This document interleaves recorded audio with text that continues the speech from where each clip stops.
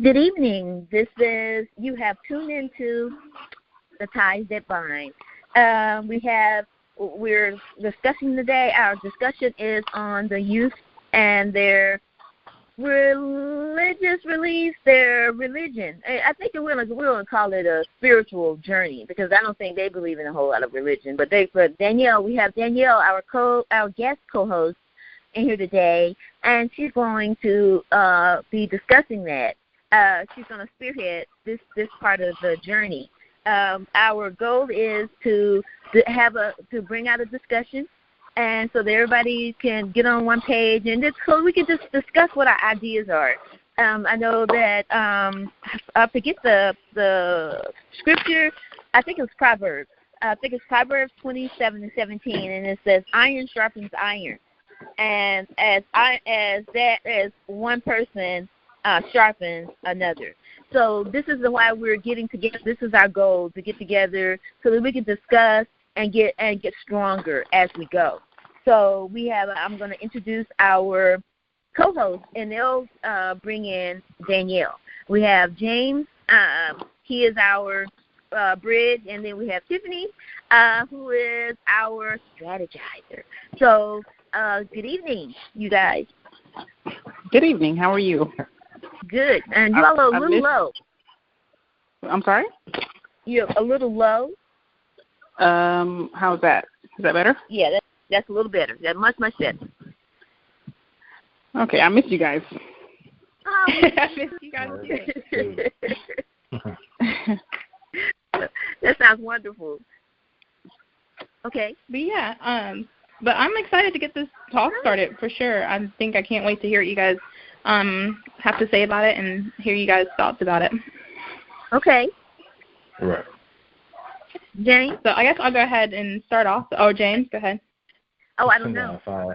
What's going on, everybody? I'm James Miller. I'm here to use myself as a tool to bridge the gap between the differences we have in our families and in our communities. I believe one day that we will see that our problems are more the same than different, and we will finally get a chance to come together. Go ahead, Danielle. Yeah. I like it. Well, I'm Danielle. I am still on my path to figuring out what it is that I can contribute, or what I would like to call myself in this process. But for the time being, I'm just going to be a guest co-host, and I'll be talking about spiritual identity. And I will try to give a nice take on what our youth is thinking and some things that I have gone through personally, and try to help everyone out with that. Okay. So we're gonna turn this over to you, and what we want to tell people. This I don't know whether I've already said it. These are based on facts. We've gotten our facts, but then these are our opinions, and these are our experiences that we have gone through. And so we wanted to discuss it with you. So we're going to turn it over to you, Danielle, and you can let us know where we go. Awesome. Well, thank you so much. I do want to start off by saying thank you for having me. It's been such a wonderful journey these past 2 weeks, joining the Ties That Bind. It's just kind of interesting because the subject has kind of come up in the middle of the beginning of my spiritual journey. I feel like I've always been religious, but I haven't always recognized that I am and was being spiritual at the time.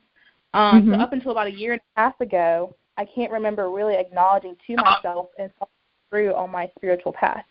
I've always known who I was, and I know who I want to be. Which is someone who brings peace and truth into others' lives, someone who is a server and a leader, a person with a positive outlook on life and a positive attitude.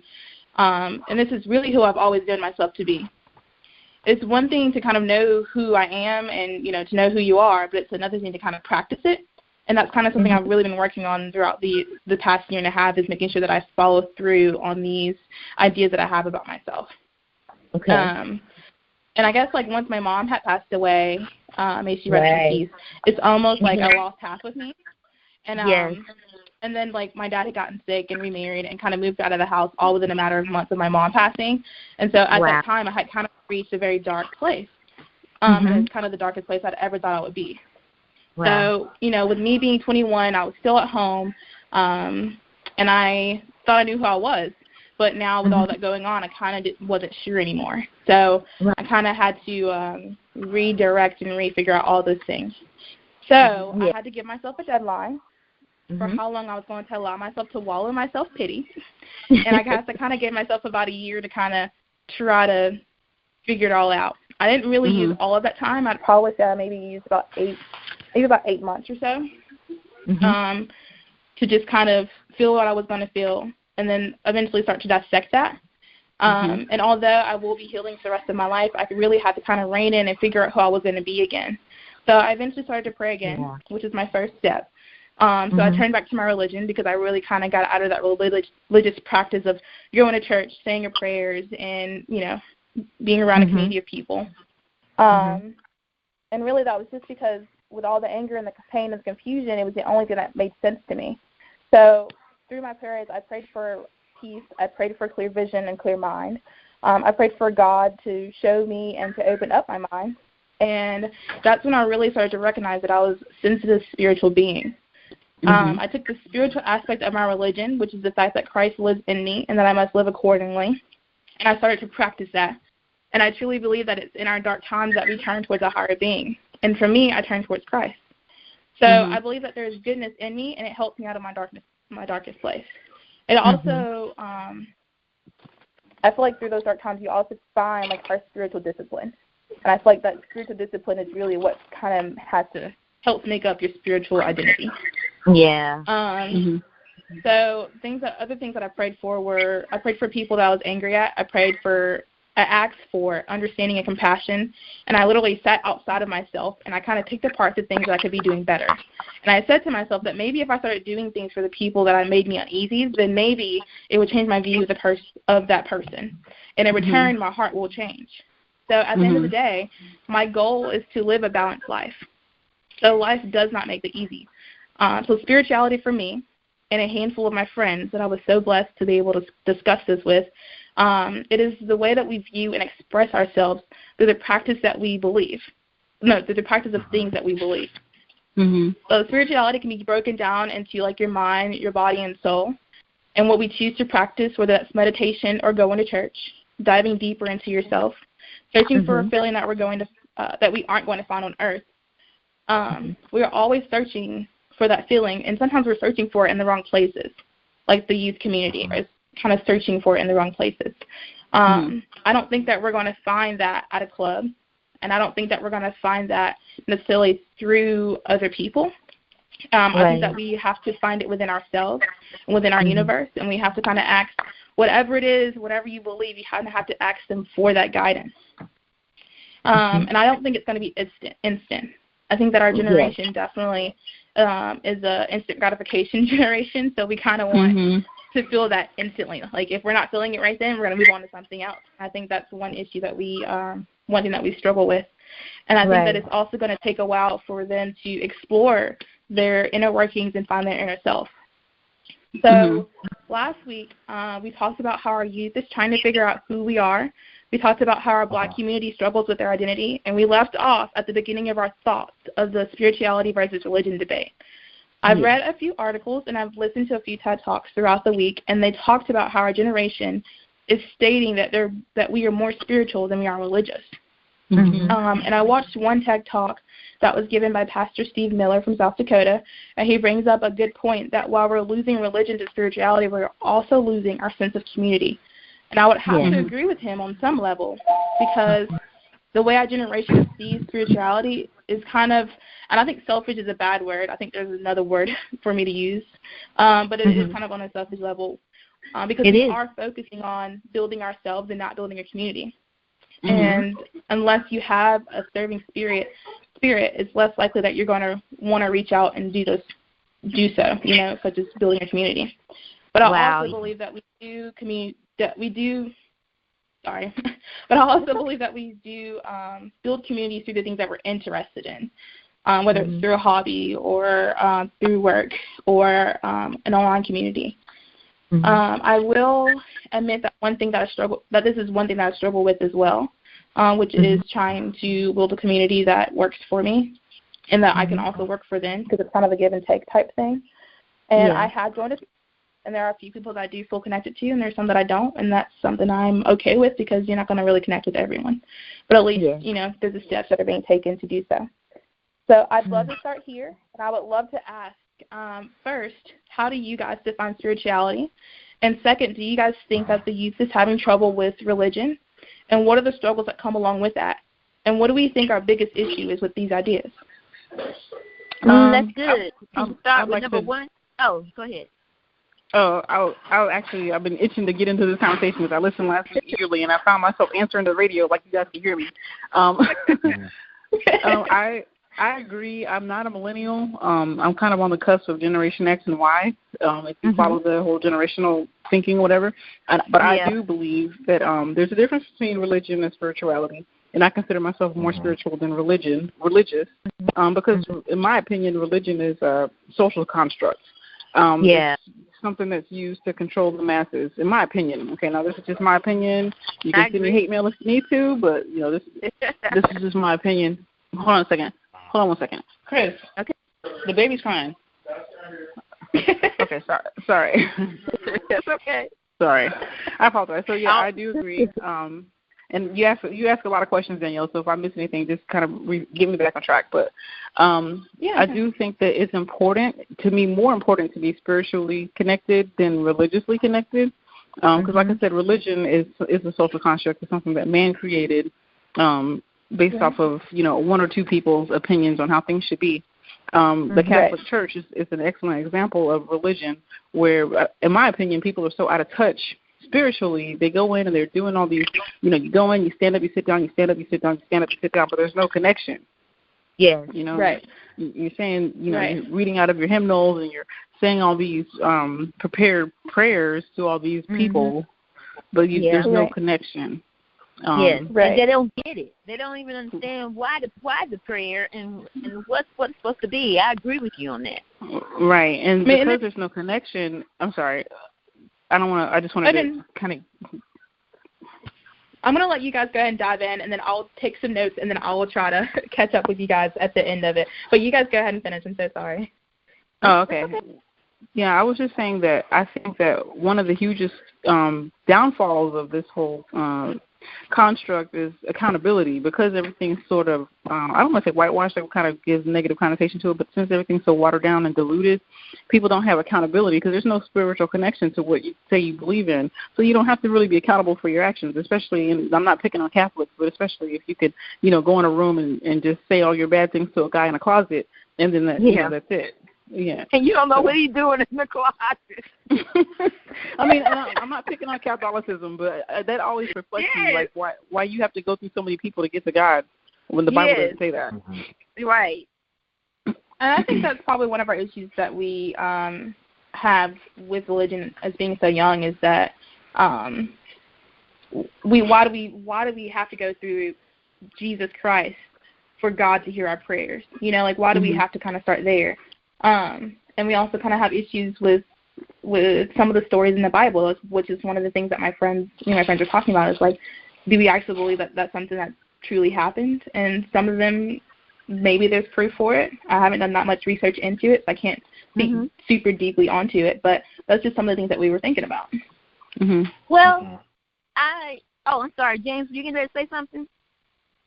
I'll let you go, and then I'll follow up after you. I was thinking about this last night, and I'm thinking, where was my mindset when I started reading this stuff? And as a child, you have to go through stages of it. As a child, you totally believe it. And as you get older, these are like lessons for you. Now, whether it's true or not, we don't know. We can't figure it out. But I know that everything that I have read especially in the Old Testament, I can't attribute. I stayed in the Old Testament for a long time because there's stories. I just loved it, but they were stories for you to realize that you weren't the only one who went. This is not the first time this has happened, and to give you what they did to get out of it. And so I think of that when you say that. I believe that some of that stuff was true. Some of it, possibly, it wasn't. We can't figure that out. Right. That's a valid point, and I definitely should have told my friend that when we were talking about it. But I will definitely have that conversation with her again, because I mean that's how I take it when I do read the Bible and I'm reading all the different stories that are going on. I'm like, okay, let's read in between the lines and see what I can take out of it, and then that's what I'm going to use in my daily life. Because and we talked about as well as the Bible being like a guide for how you're supposed to live. But if you've never read the Bible and you're not going through the process and you're listening to what everyone else is saying around you versus you taking the steps to do it yourself, then that's where it you kind of lose the point of religion. But with spirituality, I think a lot of it is that the pastors are not. They really don't. I remember when I first started going to a Messianic Jewish church, when he got up. They didn't call him pastor. They call him, it will come back to me. But when he got up, he didn't get up to talk to us about the word. He got up to tell us what the message that God had given him. He spoke to us from the word as though we had already read it. And then as I went through it, everything that I had started reading, that's where they were going. And you knew at certain times of the day to start reading this stuff. And so we are going to the churches are keeping you at a certain point the way that they're doing it. And I can't say they're doing it on, some of them are doing it on purpose. It's called job security. But if you untie the binds, the things that keep you structured or keep you down and keep you wanting to come back and blah, blah, blah, blah, and I can pray over you and have you fall out and blah, blah, blah, and basically they're pushing you, and if they can do that, then they keep their money coming in, they keep their job there, they keep all this stuff. And so you have to go to God for. That's why I had to learn. Even though if I went to church, what I went to church for was something totally different. Yeah, I'm looking for a word from God. I'm not looking for you to read the Bible to me because I've already read it. So I'm saying that, and I'm putting that back in your hand. But it's knowing, but not getting too arrogant with it. Contrite. What is it? You have to be careful where you put yourself. And you have to be careful how you deal with people. That's one thing one thing I had to come into grips with. The way you treat people is a testament to you, just like we're talking about our grandparents now. And I'm talking about my parents and my grandmother. And people are still talking about them. But they're not talking about them in a light that, she was horrible. She was this, that, and the other. They're talking about their truthfulness. That my grandmother. I'm talking about my grandmother now. I love my grandmother. I knew who God was through my grandmother. But they're talking about how they were always truthful, how she was always smiling, how she always gave God credit for everything that she did. Whether you want to call him God, whether you want to call him Allah, whether you want to call him what is the word? Whatever you want to call him, and. But as long as you know that thing that you're calling him, that he is the superior. He is the one and only. He is at the top. And so that is what I had to find out. And God had to show me who he was. And you're going to have those steps. Yeah, so I don't feel bad because you're going to go through that, and then you'll find out. No one can tell you that he's not real. Right, and I guess that's where, that's spirituality for you is through your religion, Yes. And that's interesting because, Tiffany said that she's more spiritual than she is religious, and she talked about accountability. And it's like, at a state, do you have to keep yourself accountable when you're going through your spiritual context? Like, for me, if I know that I'm spiritually out of balance when I'm feeling extremely tired or overwhelmed or anxious, and that's when I know that I have to go back and rethink what have I not done this week? What have I sat down and thought and reflected on myself this week? Have I sat down and looked at what's going on internally? And then once I've done that and I've gotten it down on paper and I've figured it all out, then I'm all good.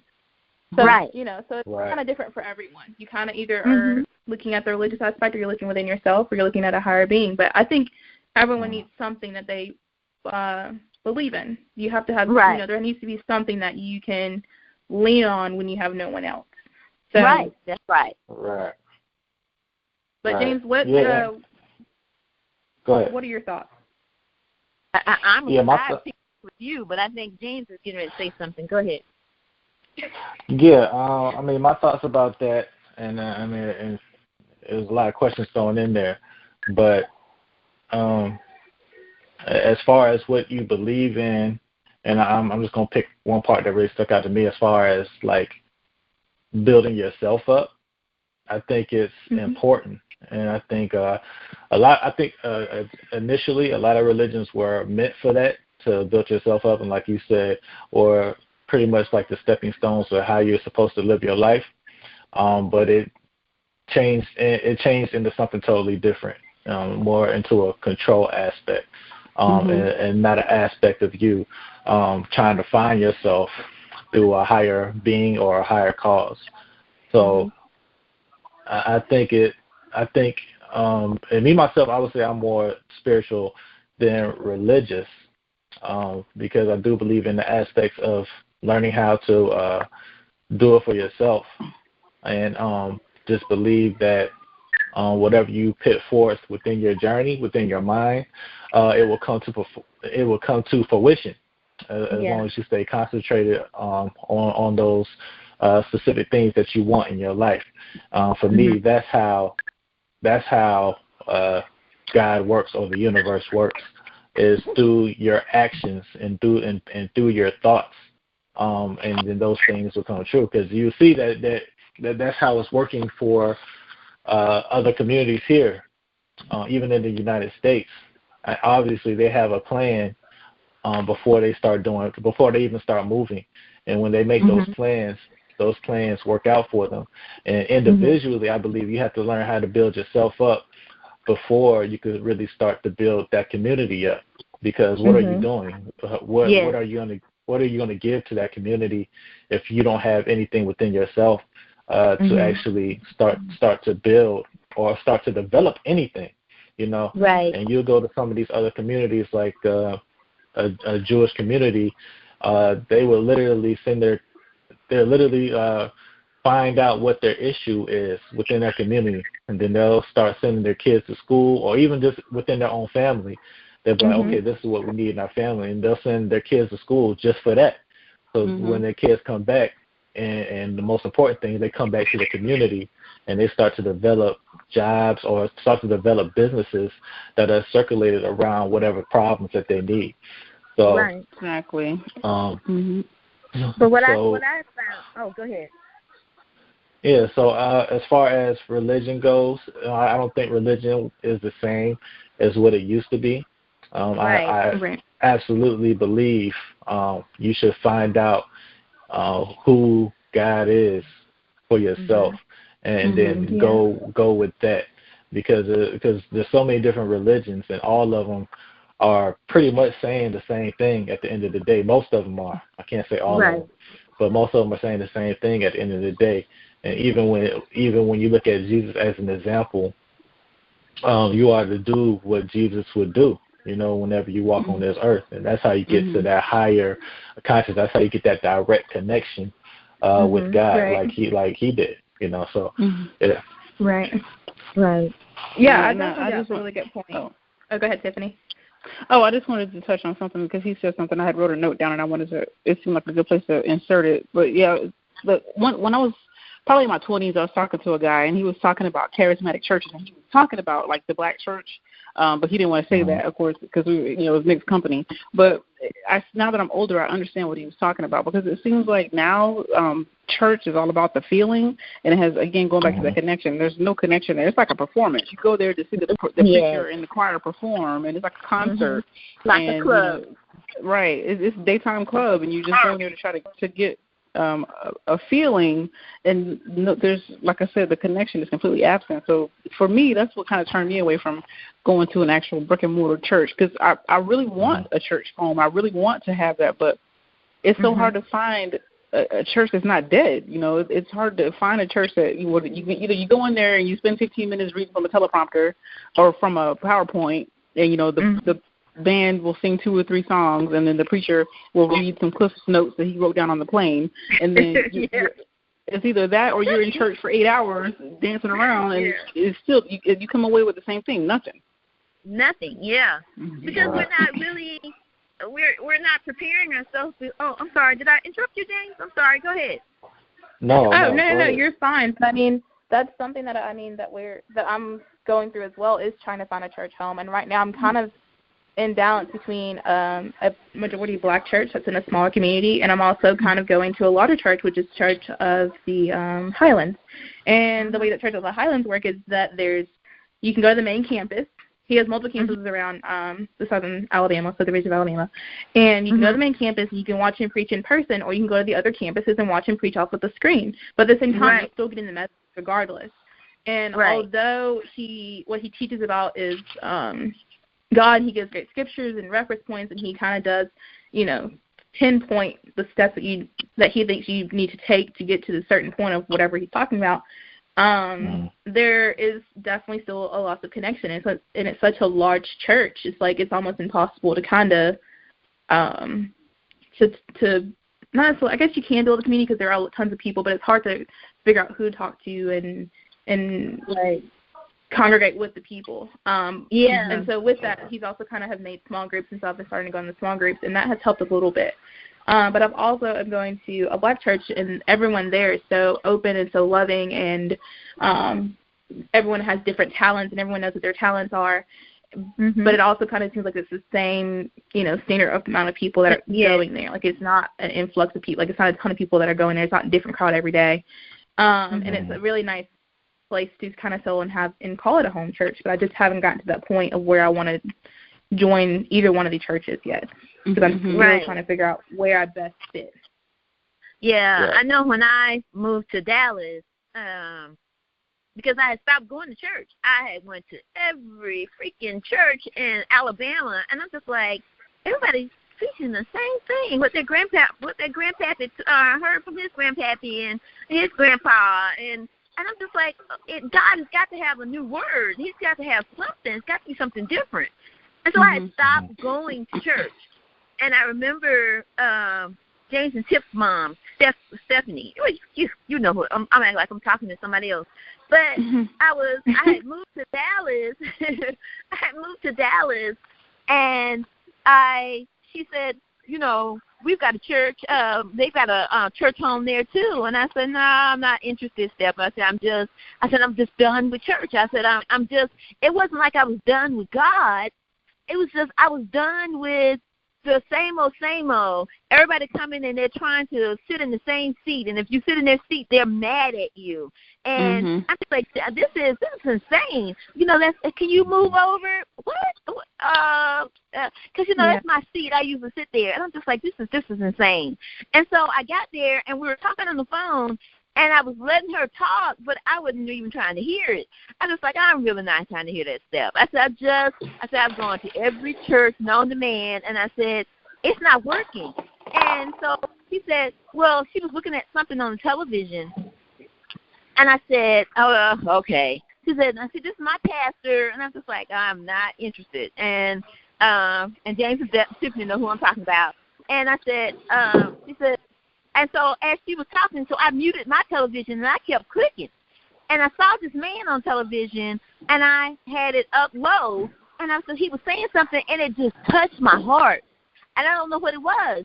I said, now, if this man was in Dallas, I said I'd go to his church. And she said, what channel are you on? So she went and she found the channel. She said, he is in Dallas. And I was just like, no, Stephanie, he's in Virginia. I said, he's not here. And I said, he just said he was in Virginia.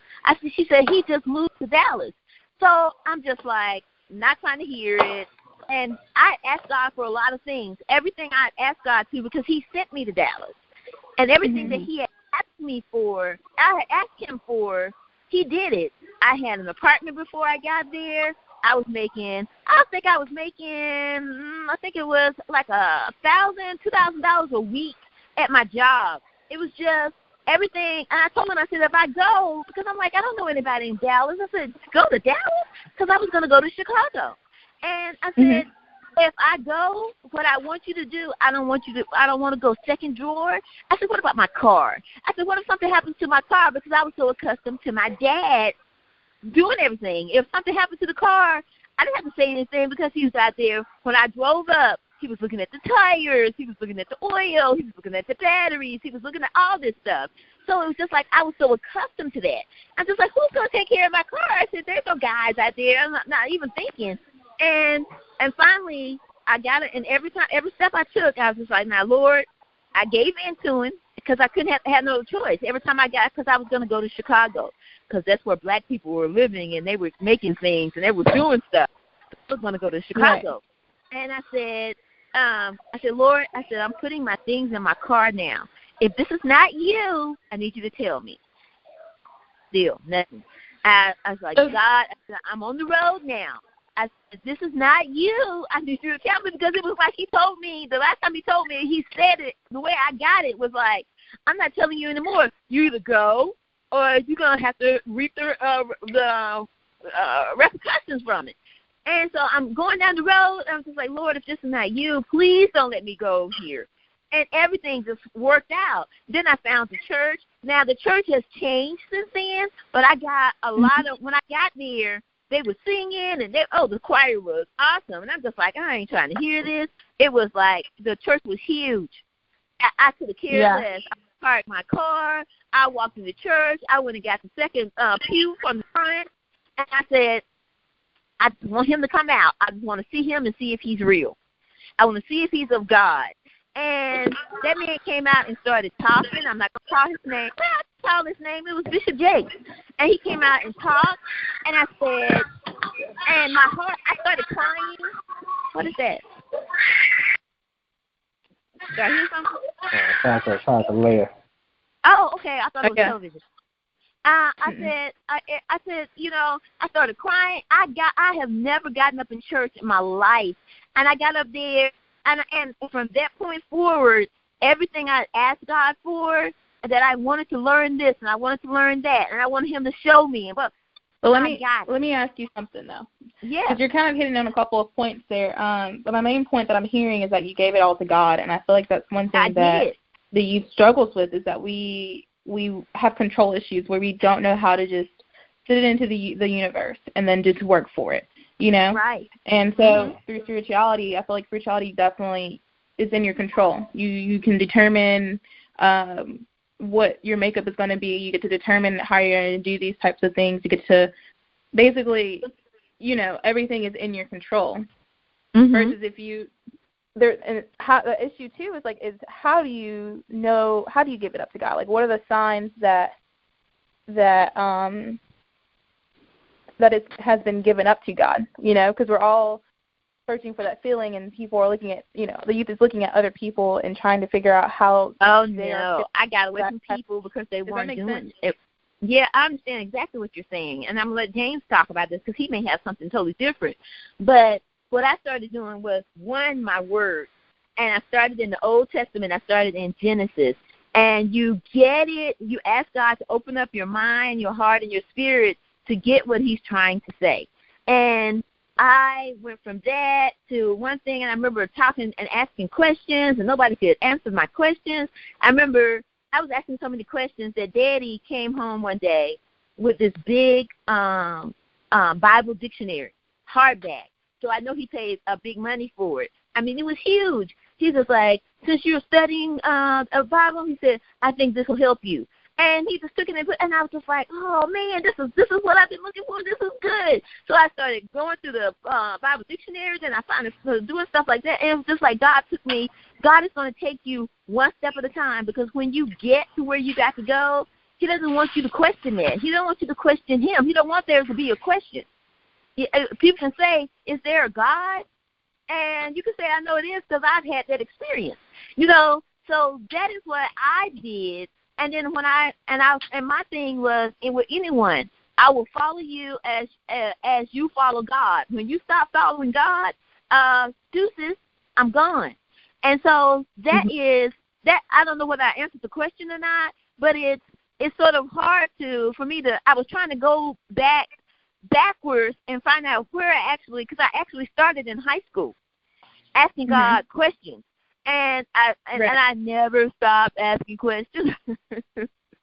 But when you can't just throw it into the ether and think it's going to happen, you got to know and believe that God is going to do this thing, but you're going to have to continue to work. And when you reach a point where it's too high for you to get over, it's too wide for you to get over, it's too for you to get around it, and you have no option. God will bridge that gap. That's what I have found. But I'm gonna leave it to James because he may have gotten something different. Right. Right. Yeah. So, give me that question one more time, so I'll make sure I'm answering it correctly. Yeah, that's okay. So she was talking about giving it up to God, and within the youth community, there's always this sense of looking for that feeling. And the thing is like, how do you know that feeling has been released into the atmosphere, to the universe, and what are some things that you, I guess, have gone through to get you to believe you have released it and that you've worked hard enough for it, whatever it is whatever it is, maybe, you know.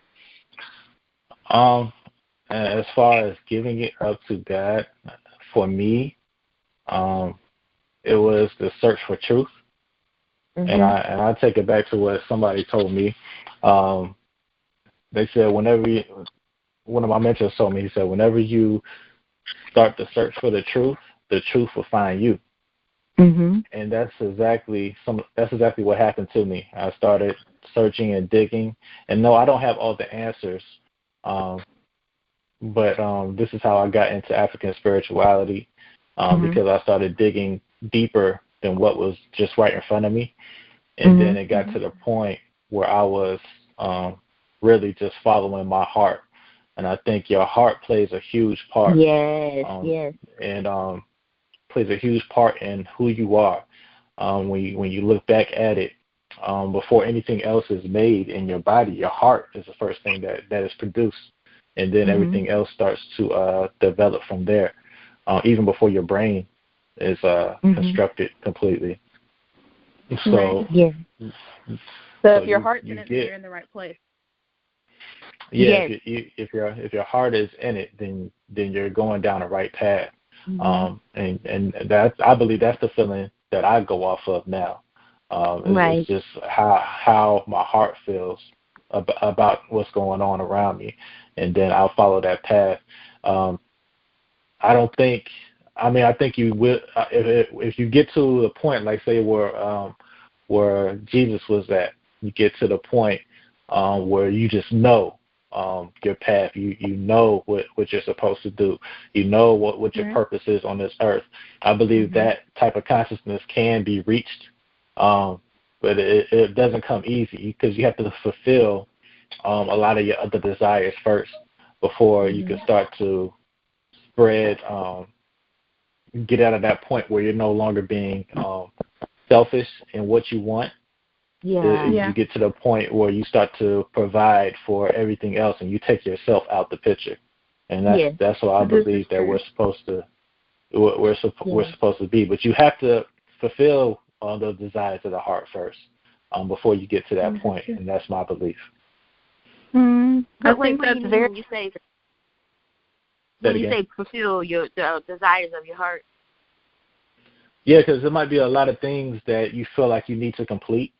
And something that, I think a lot of us were removed from that since we were born because of different indoctrinations. So that's why I believe self-discovery is most important, so you can get yourself back on the right path. And from that path, you could just follow your heart. You know what I'm saying? You follow,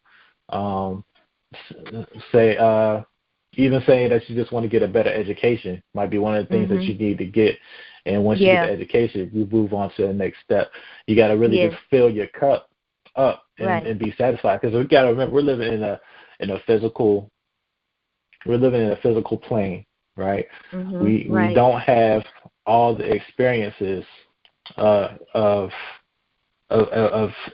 what a spirit being would have, in a sense. Right.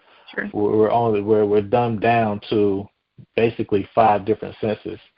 And right. whenever you, and this is what I've read, so this is not all coming from me, but whenever you're coming out and you're living and you're in the spiritual world, you have all of these senses at once. It's kind of hard to explain. I have to get some better verbiage for you. But when you say that this is true, I was reading something, and I'm going to let you continue. I hate to say that. When you said about the spirit, I was reading, and I'm always studying and trying to read stuff, but I came upon this book of Hebrews, and I saw something that I had never seen before. It says that God is the Father of spirits.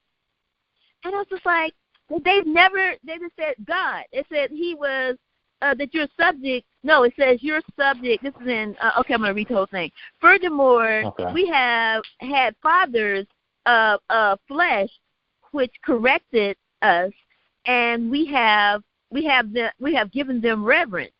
Shall we not much rather be in subjection into the Father of spirits and live? And I thought, oh my God, because there's more to it. But the Father of spirits, and I went to look and to find out, I was just like, this is the first time I've seen this Father of spirits, and it's only been put in there 3 or 4 times. Then you have to realize that this Bible is not complete.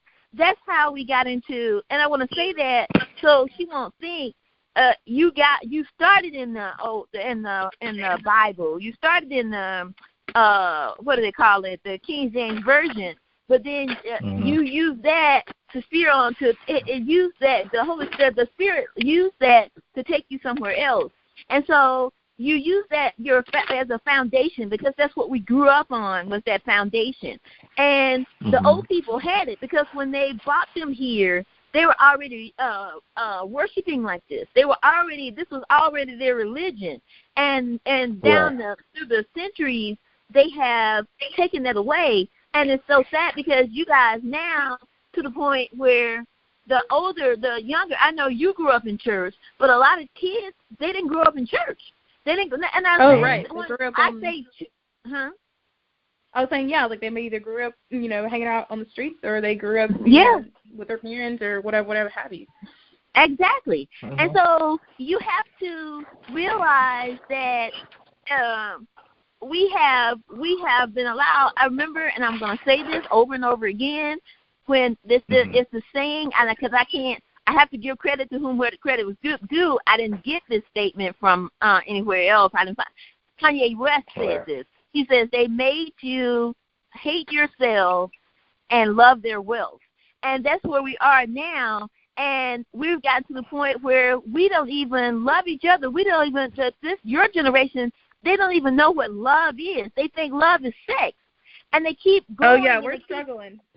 Yeah. And you we're so going. I'm telling you. Huh? Yeah, that's definitely something that I have to deal with on a daily basis, is wanting to have that connection with someone and sit here and talk about God with them and talk about where they are spiritually, but all they want to ask me is, about sexual conduct. And I'm like, this won't be a thing. Yeah. So I'm like, look, if I can teach you and show you, I can delete you. I'm not going to let that interject into my life. Yeah, and it didn't just get there, Danielle. Do not feel, don't feel it was, I went through the same thing when I was in college. And because my parents kept just, they kept me, I did nothing. They kept me in this bubble. They kept me with their hands wrapped tight around it. I didn't know what people were doing. I just thought it was one thing after the other. And it's good, but you're out there giving your body is worth something. Your body, God wants your temple, you want you to worship your temple.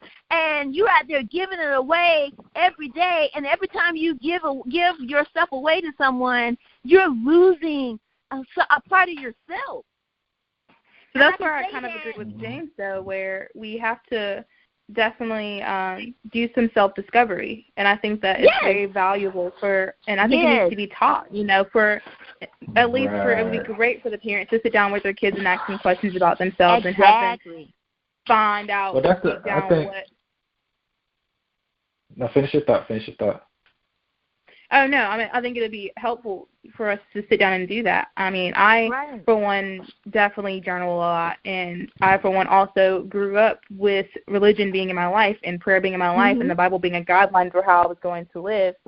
And so for me, that comes easily, but for someone that hasn't gone through that, like I've had a friend that whose parents kind of walked through different religions, so they've never really had one religion that they kind of stayed and focused on, which is great because you get to kind of see the differences within each of those things. But at the same time, it's like now she kind of has to sit and take time to figure out for herself what best works for her and her spirit.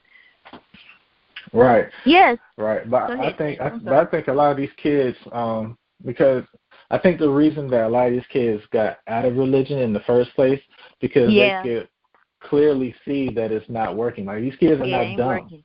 You know what I'm saying? So you keep going through generation after generation, and your community is still not getting better. And then you see churches on every other. Right. And then you see churches on every single corner. And then you have to think to yourself, like, what's going on? Because in a lot of these cases, the churches are always getting better, but the people within the church are not. So why would I subject myself to that when my mom did it, my grandmother did it, my great-great-grandmother did it, and look, I'm still in a generation where I hadn't gained wealth. Like none of those generations gained wealth or anything, or the communities that they lived in are not getting better. Exactly. You know what I'm saying? So what do we have to do? And this is when you have to start looking. This is why I believe you have to start looking within yourself, because there's something that's missing. There's a key part that's missing within this. And I'm not saying that it's wrong as far as the religion itself, but the practices that people are going through are not working for our people. You know, so this is where you have to start from ground zero again. And I think that's why a lot of kids are just sticking with, I'm a spiritual person. You know, I might believe in a higher cause. And they might even tell you, I don't know what that higher cause is. You know what I'm saying? I don't know what it is, but it's something. I understand that it's something that's out there, but I'm not just siding with one thing right now until I figure out what's going to work best for me. You know, so because I was in there reading in the word, and it was saying that you need to example to your children every day. And see, they're not listening, they're not learning from what you tell them. They are learning from what they see from you. And I was talking, I don't know whether you were there, I don't know whether I didn't send it out because I was, even now when I think about it, it was devastating to me. But this woman, I think she was Jamaican, and she was beating her child. The child had did something, but she couldn't have done nothing that made you treat her the way you treated her. And see, this is, and then you'll go back and you'll say, God is this, that, and the other, or you'll wonder how they grew up, and they put them out there in the world, and then they're wreaking havoc on everybody else because she beat that child to that child. I mean, this girl was like, I guess she couldn't have been no more than 10 years old. She was beating her in the head. She was beating, and I said I was going to send it. I said, no, I'm not sending it. I don't want anybody to feel like I'm feeling with this. Because if I could have grabbed that woman and took her down there and put her underneath the jail, I would have done that. And I'm just like, how can you sit there and see this child crying like this and feeling this bad? And I know you see the wet on her. I know that you have gone through this. How can you do this to this child? Go ahead. I mean, that gets a little bit off topic, but at the same time, it kind of does reach the fact that that's something that has been our generation for years. Yes. I mean, we came in being beaten. That's not something. It's taught. I mean, it's something that has been learned through our community. Right. You know. But it ain't right. That's what we have been talking about. Yeah, that's what we were talking about. This is something. Go ahead. I was saying, what I'm saying is that this is, you have learned from the master. The master did this to keep you in line. and I know that the old people did it to keep you because they weren't, the laws were you couldn't make eye contact with a Caucasian person. You could, if you saw a Caucasian person walking, and these were laws, they could put you in jail and beat you to hell. They could hang you from a tree. And they could, if you saw them coming down the street, you have to walk to the other side of the street. You couldn't, the men definitely couldn't. So I remember my mother telling me, and your grandmother, telling me, she said, I remember when we were growing up, and I don't know what they were going through. She did tell me, and I can't remember right now, but the white girls, if we saw we were going down the street, and the white girls were coming down the same street that we were, and they were waiting for us to walk to the other side of the road. She said, and I just stood there, and I just squared my shoulders. And when that girl passed by me, she said, I almost knocked her off the curb. And these are things that have been going through. This is all you know. But when you know better, you got to do better. How do you think, if it didn't work for you, how do you think it's going to work for them? It just makes you angry. Absolutely. That's all it does. But I know you were getting ready to say something, but go ahead. No, I mean, I definitely agree, and I would love for us to maybe have a podcast where we come up with different suggestions and maybe do some research on these types of things. I think that's a great podcast subject for sure. Yeah. And we can expand on what we have been talking about, because we've been talking about it. Well, don't you think so, James? James. Sorry, I had my phone on mute. Yeah, I'm here. I'm sorry. Oh, yeah. Yeah. Oh, I can't hear you. I'm here, but I mean that's a whole list of issues that I know we have to cover within our community, right. Especially when it goes to learned behavior and stuff like that. We right. definitely gotta go over that information. So yeah, that's a topic that we need to touch on some more, and right. and get it out there. Mm-hmm. So yeah, I do. Yeah. So I love the fact. I'm going to kind of go back into what he was saying about searching for truth and, looking for the matters of the heart. What are some steps that you take to get to that point? Because I know for myself, when I'm searching for things in myself, I have to ask myself a lot of questions. I have to go back and reflect on different energies that I felt with different people, and I have to ask myself why, and I have to go back and be like, well, how was I feeling on this day? And I have to be like, well, I was feeling this way because of this, this, and this, and how can I make this better? And I also have to sit down, and I have to say my prayers, and I have to do meditation. I started doing meditation within the past month, and it definitely has helped with a lot of my anxiety and everything else as well. But what are the things that you do for your heart, I guess, so to speak, for your heart and your spirituality and your identity? Also, get to myself as far as like meditation. Just sitting down, getting in the space to myself, and just thinking about the things that I could do to make my life better, or to make the people's lives around me better, and just kind of focus on that. Again, for me, it's about looking within, and I don't believe that you could make other people happy without yourself being happy, or you can make you can't change your environment until you change your attitude. So a lot of that has to do with who you want to be first. I think that's it.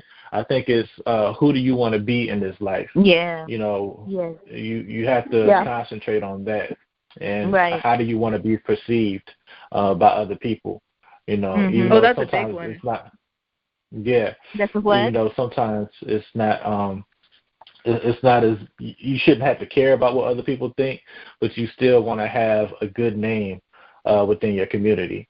For people to do any type of either business with you, to look for you, to even trust you, you still have to have a good name within the community. So I think that's the first step for me is knowing, hey, who I want to be. I want to be able to create wealth for my family. I want to be able to be a good person.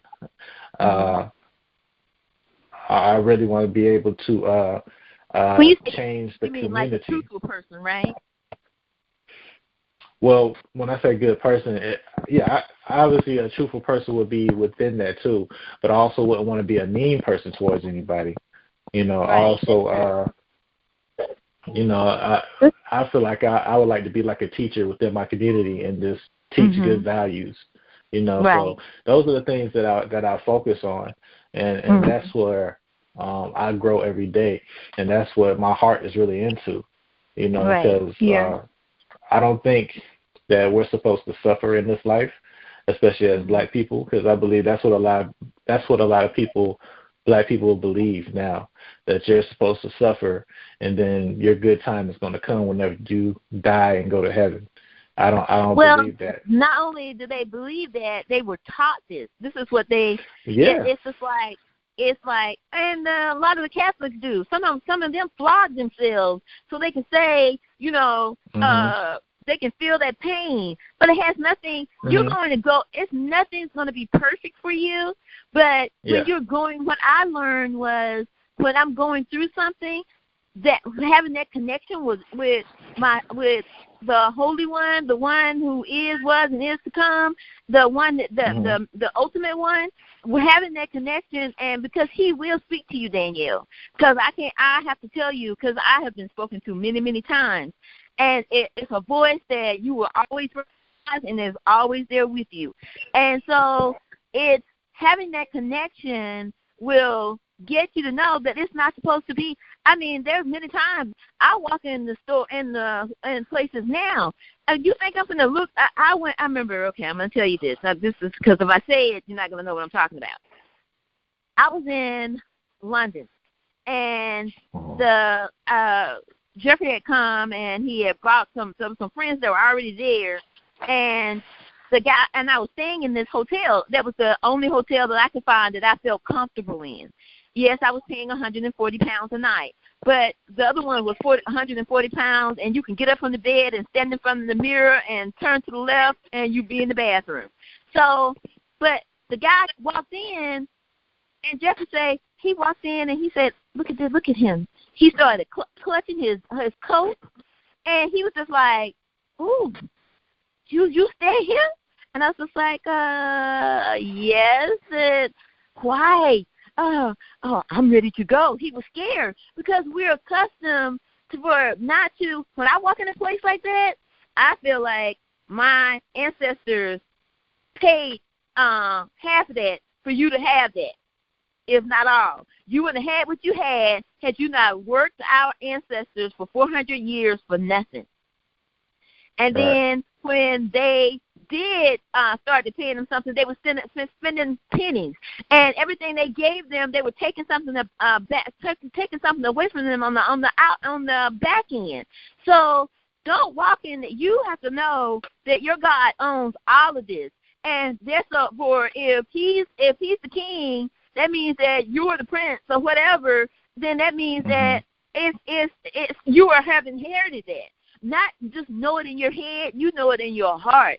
I don't let nobody. You ain't going to talk to me any kind of way, but guess what? I am not going to talk to you in any kind of way. I'm going to approach you in respect, and I expect that in return. If you don't, then if you want to get down dirty, if you want to do a game of word Jeopardy, I can do the word Jeopardy with you. But you don't have to do that. Sometimes God, I remember I was in this place, and this man kept telling me, we're not going to do this, and it was due to me. And it's not going to happen, and I was getting ready to eat him up. And God had told me when I walked in just to be quiet. And I was sitting there, and I was getting ready to eat him up because he was talking to me in a way that I didn't speak. I wasn't talking to him, and you're not going to talk to me that way. And something told me to shut up. When I was getting ready to speak, that same little voice said, shut up. It didn't say be quiet. No, it said shut up. And so I got quiet. Yeah, I got quiet, and everything I had asked him for in the beginning, it turned because my prayer was to God, I need you to meet me at the door. I want you to be there before I got there. I want you to fix their minds. I want you to I walked in knowing this. and everything I told him that I wanted, and he told me he couldn't give me. He said, unless you want X, Y, and Z. And I'm just like, I asked you for X. And I'm thinking this to myself, but I didn't say anything. I said, okay, I could take that. I'm just like, okay, dumb. I already told you that's what I wanted. We didn't have to stand here for an hour and a half for you to come back and tell me that. But God. So that is, yeah. So what I'm telling you is, it's your, when they say your heart, nothing beats without your spirit. Nothing, you don't work without your spirit. So if God is the what is the thing that Scripture says? He's the all spirits. He's in control of all spirits. Then you know that He already know you, because before He formed you in your mother's womb, He knew you. You see what I'm saying? Oh, He gave you that gift when you got here, Danielle. You were that little girl. You still same little girl. You were born with that gift. When James got here, he was born with that gift. When Tiffany got here, she was born with that gift. And so that's what you need to be looking for, is that gift that God gave you. And it's something that you've been doing. Your mom had moved, you were living in the room with your brother, you were doing your homework by yourself. I know, because I used to get on your mom about it all the time. You were straight A student from kindergarten to high school. And no one you can, because that was a gift that you had, because people loved you because of God had already touched you. You know what I'm saying? Yeah. So it was. I think God continues to touch me, and He definitely. Yes. What I'm realizing is that when I sit still and I process, He comes around and He confirms it. He confirms it through the people that I talk to, and He confirms it through whenever I do decide to get up and go to church. I'm sitting here and I'm listening to the preach, and I'm like, oh, I know you're going to preach on that today, but I've been doing that for the past 2 weeks. Okay, take a nap, God. You know, so that's something that you definitely have to kind of work within yourself and figure out what is going through the universe. So, and I think that's something that is instilled in me. I think it's been instilled in our family, because when you think about it, I mean, we all are very generous, servitude. I don't know if that's a word. But you know what? I'm going to tell you this. When James was born, I remember going to the hospital. Like, I remember going to the hospital with you. We'll talk about that in a minute. James was the loudest baby in the room. Now he's like the quietest, but people, it's like E.F. Hutton, people see him. I remember we were at Trinity's wedding, and my thing is, now, I know these people looking at him, these girls, one of these, how do I call them? These girls, we'll just leave it like that. And they want to get with him. And I said, this girl come by here, I'm going to put my foot down, I'm going to trip her up. But I looked at James, he wasn't even interested. James wasn't even there. I didn't have to do anything. He was okay. You understand what I'm saying? That's why you have to see people. You have to see them and not react to what because I've seen people, they got the hate in their eyes, and if you're not careful, it'll transfer to you, and then you want to be mean, but then you got to turn that around into something else. Right. And so I wanted to say, before we stray too far away from what you were saying. Okay. So God speaks to us differently because we're all different. And we see the world differently, we perceive things differently, and we hear differently. I feel that I'm more spiritually led, so when it comes to how I connect spiritually, I pray and I meditate. I love to read. I'm an avid reader. I've always been an avid reader. And it always made me so happy, Danielle, to see you being an avid reader, because you used to read a lot as a little girl too. I love to read, but that's just not where my connection comes from. My connection is more spiritual, so I have to meditate, and God speaks to me through my meditation. Right. And sometimes, it'll be just a sensation, or I have deja vu. I have lots of deja vu. And when I'm having deja vu, it lets me know that I need to either revisit something or I'm on the right track. And at that moment, I can kind of feel, okay, I need to dig a little deeper, or I need to keep pushing into this direction that I'm going. Even when my son passed away, like everybody was going through, we kept it very public, because we wanted to invite people to pray with us. But in my spirit, I had already been given the answer. I already knew what was going to happen. But I still need to go through that whole process for the sake of my family, my husband, the rest of my family. So I just wanted to say that, God speaks to us in different ways, and you have to learn for yourself because you're a young woman. You have to learn for yourself how you can receive that the word from God. Right. See, that's and this confirming stuff right there as well.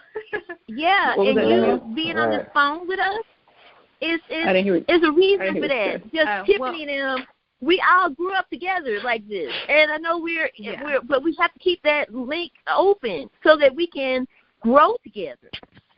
But go ahead. I know you're going to. I was just going to say too, really quickly, that right there, what Tiffany was saying is figuring stuff out for yourself and what works for you. That's something that I have been telling myself for the past year and a half is that this is my journey, and I have to figure out for myself what's going to work for me. I can't sit here and continue to let what other people are doing interrupt what my spirit needs. So I've really had to kind of cut those boundaries, and I've really had to really dive deeper into the Word. And thank God on Stephanie finally it had sent me a study Bible, and I was like, praise the Lord. So I've been really going through that for the past few weeks, and I mean it's very powerful, and it's something that I'm can't wait to see where it takes me and dive more into it. And I have truly enjoyed these past 2 weeks diving more into and asking myself more and more questions and having these discussions with you guys, because it's really has opened my eyes, and this might be the path that I kind of want to go on. Maybe I want to do more research on this. I was going to say, but it'll go up. Oh, I'm sorry. Go ahead. I was saying it goes back to James's goal of bridging that gap between the generations. Yes. Because, if this conversation hadn't started, who knows where you'd be today, because obviously it's had a huge impact on you just in the past 14 days. So just imagine if that first conversation never took place. So Exactly. Right. Exactly. Well, it's definitely the whole world for me, especially as well as figuring out, and really kind of giving me the confidence to know that I have the strength and I have the wisdom and I have the knowledge to do these things for myself. So I really have been trying to figure that out. like, can I actually do this? Like, do I have the power to be as independent as I say I can be? Can I work for myself? Can I write for myself? And I've really enjoyed it. Yeah, because I remember that's the whole point. Yeah, I remember there's a scripture in the Bible that says that God would have done so much more. It's you limit him by your faith. God is so much bigger than what we think he is. We limit him by our own experience, but he's so much greater than that. If you just, what I had to learn and ask God was to teach me how to surrender. I didn't know how to surrender to him, and it was because I was always trying to take care of myself, and I was trying to make sure that everybody else was okay. And if you take that away from me, then what do I have? And he was just like, you have more than what you think you have. You know what I'm saying? Even though, and I was telling, I think I told James this. I don't know what I told Tiffany this. Where I'm living right now, I met Tank, and then I met his mom. I met his kids. And I was just like, at first I was just like, I'm never going to go and live in the country, blah, blah, blah, blah. I met his mom, his mother. You know what? She gave me $30,000 to get over here and to be in this place, to be in this place, to be where I am, to get it moved, and to do all this stuff.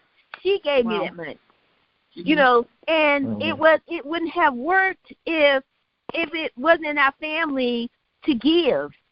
You understand what I'm saying? You got to have. I remember telling God, Go ahead. I'm sorry, James.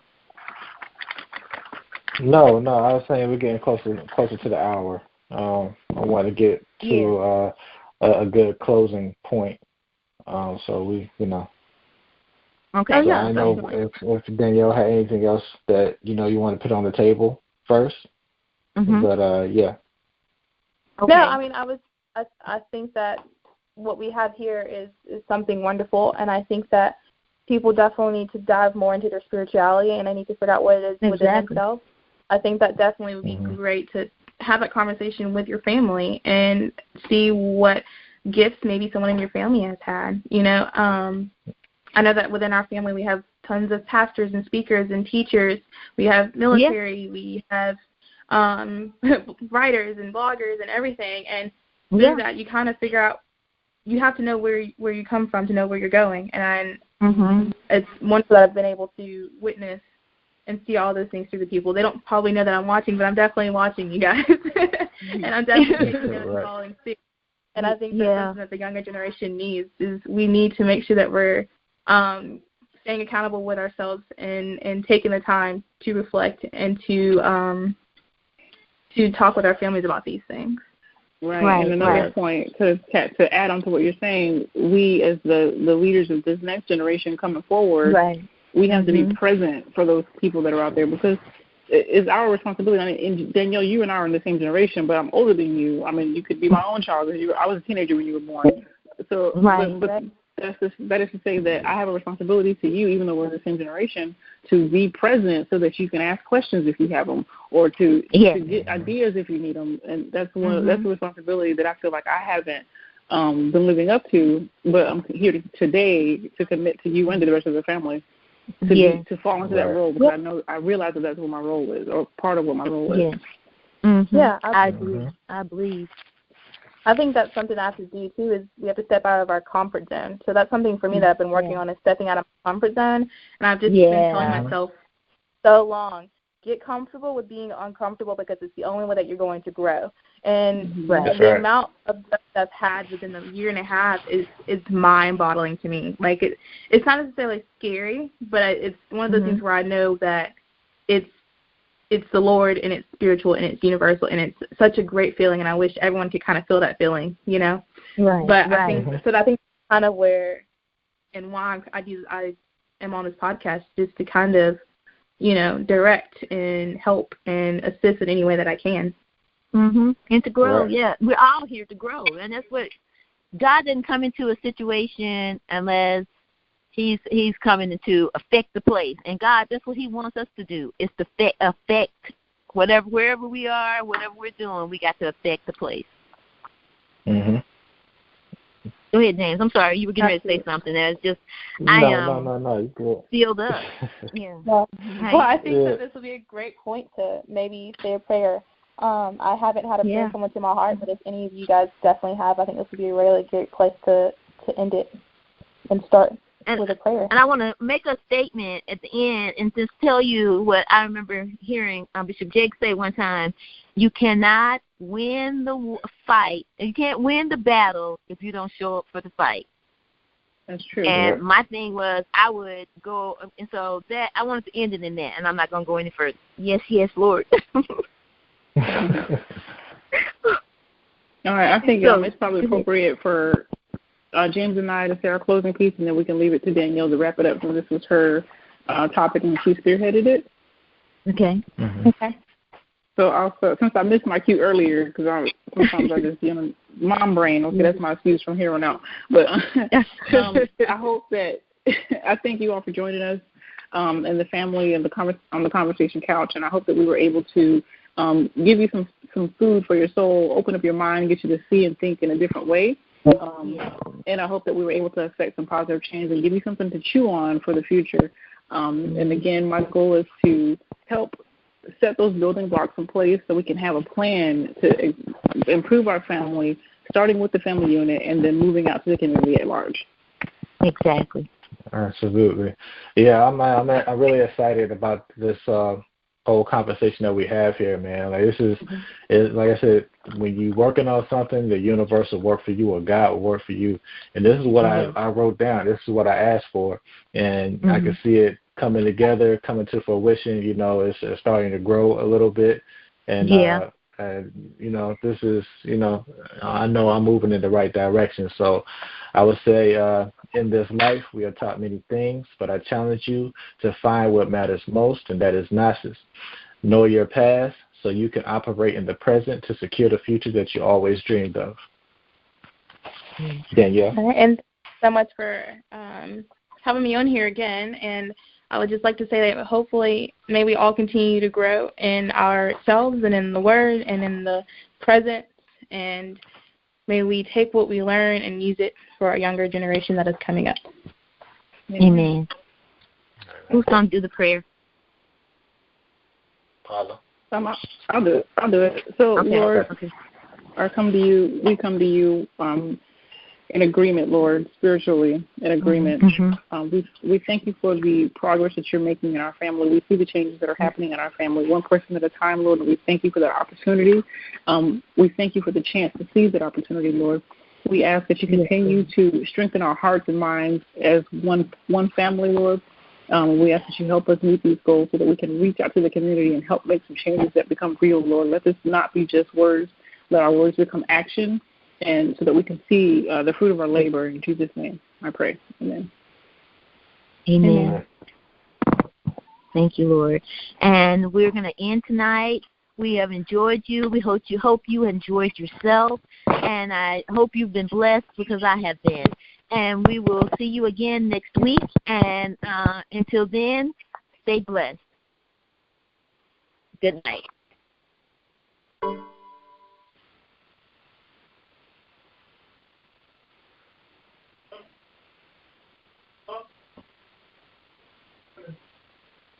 The done recording?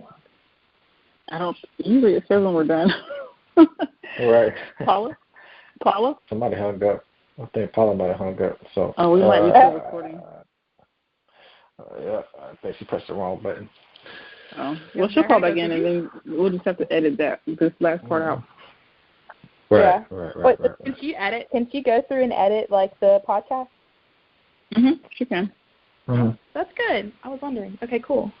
So I was like, I love it. That was really good, guys. I thought so too. I'm sitting here. Yeah. I'm just kind of like take it all in.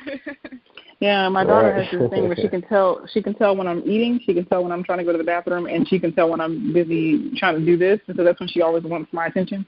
So I was listening, but it was killing me that I couldn't really join in because she was downstairs losing her mind. All right. Oh, hello. I'm sorry. Hello? Let me hang up. You're gonna have to end the thing. Hello. Yeah, hey, the podcast. Can you hear us? I'm trying to end it. Oh, okay. We done had a whole conversation on it. You have to take the ending off of it. I'll take it off. I hung up by mistake, and it's raining over here, so I don't know what happened. So I guess we'll have to just hang up. Hello? Yep. Okay. That's okay. We're not gonna lose the conversation if we just hang up. Paula. Oh, she was serious. I didn't hear. Hello? I didn't hear hang up. No, stop the recording, Paula, before we hang up.